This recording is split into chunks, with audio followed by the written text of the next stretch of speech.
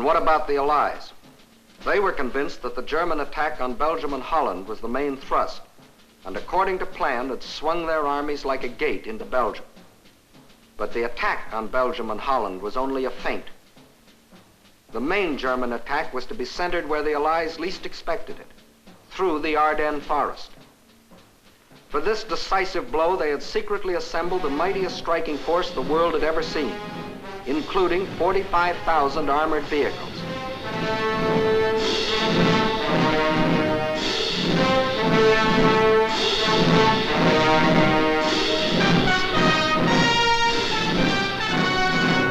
At the same time that the Nazi armies were plunging into Holland and Belgium, this column started to move.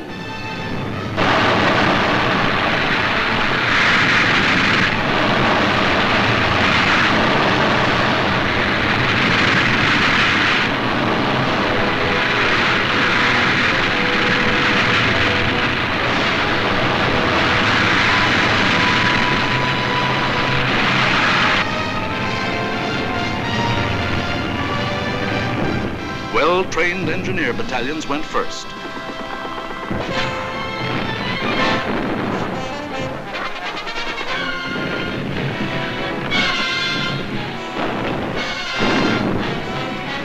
They were opposed only by scattered Allied patrols.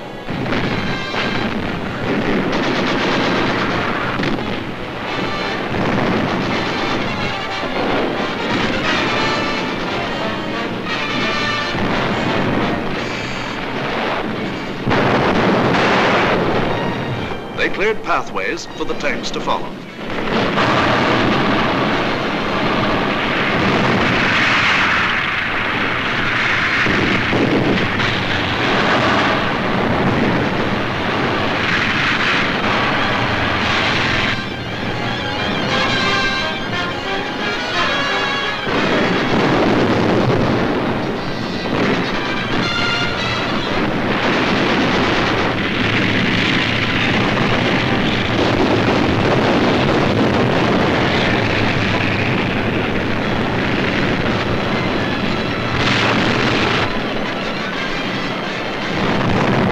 In 3 days, the Germans' armored force reached the Meuse River, 2 days faster than the French thought any troops could get through. By all rules, the Germans should have paused here to bring up heavy artillery before attempting to force the river. But the Nazis had a new type of artillery, dive bombers. With them, they blasted the French positions across the Meuse.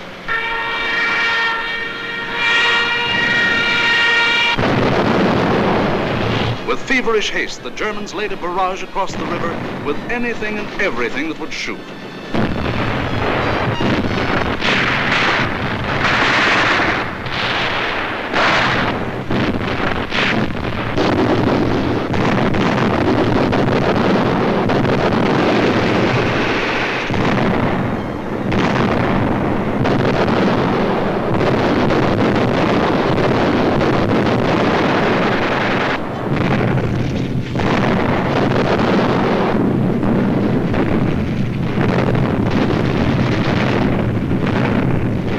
Tremendous concentration of firepower continued all through the night.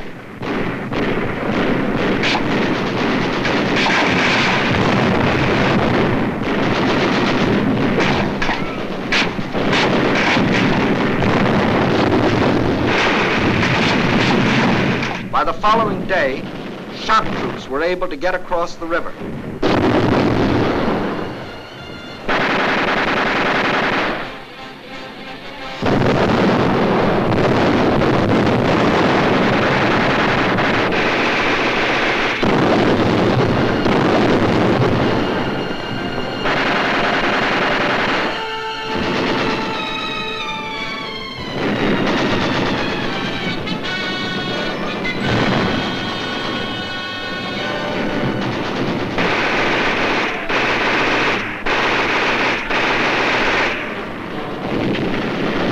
These shock troops held the bridgehead until the engineers brought up pontons and built bridges.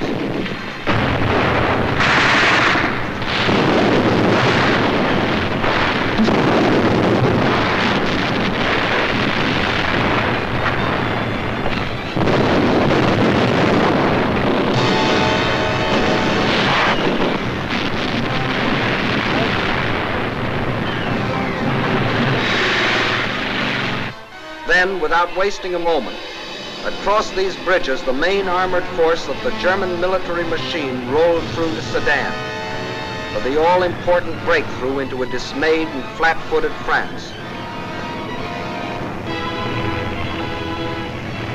There went the old ball game for the Allies. From here on, it was only a matter of how long. Watch the map as one of our intelligence officers explains the details of the German breakthrough. We speak of the breakthrough at Sedan, but actually the break was along a wide front, extending for 50 miles from Namur in Belgium to Sedan. Further north, the Allied armies had swung like a gate into these positions. The German armies had swept over Holland, broken the line of the Albert Canal, and for all anyone knew, were preparing to smash against the Allied front with all their power. That was the situation, dangerous but obscure, on the evening of May 13th. On the 14th and 15th, it became clear that the German breakthrough south of Namur was in the greatest strength, and that the French 9th Army, attacked while moving into position, had been shattered. Without doubt, this was the point of mortal danger, and the French High Command ordered the abandonment of these positions, although they had not yet been attacked. Those positions were abandoned solely because of the situation developing along the Meuse near Sedan. In the meantime, the French 7th Army had been ordered to make its historic forced march far to the south into the area threatened by the rapidly advancing German spearheads. This army was not used to attack the German flank, but rather was used as a plug to restore the broken front. Throughout, the Allies had placed their faith not in offense, but in defense, and the defense was doomed to failure because it was confronted with an entirely new technique in warfare, the plane, tank, infantry team in action. The world was staggered by the speed with which the German armored columns moved. What was the secret that enabled armies to move so far so rapidly? The secret lay in the organization of the striking spearhead. Armored forces came first, closely followed by motorized divisions, which peeled off, forming solid walls. And through the corridor thus formed, raced the supply trucks to feed the ever-lengthening column. It was obvious that if the Allied situation was to be restored, the German column would have to be cut.